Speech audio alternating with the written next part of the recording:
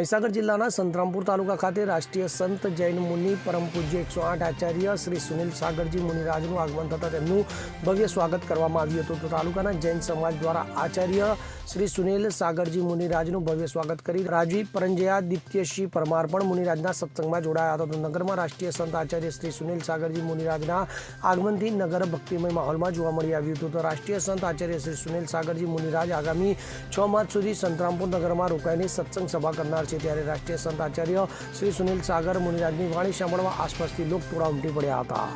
સંદીપ દેવાશ્રય સાથે CN24 news Mahisagar. હવે જુઓ દેશ દુનિયાની તમામ ખબરો તમારી આંગળીના ટેરવે. ઉઠાવો મોબાઈલ અને Google Play Store પરથી ડાઉનલોડ કરો અમારી CN24 ન્યૂઝ મોબાઈલ એપ.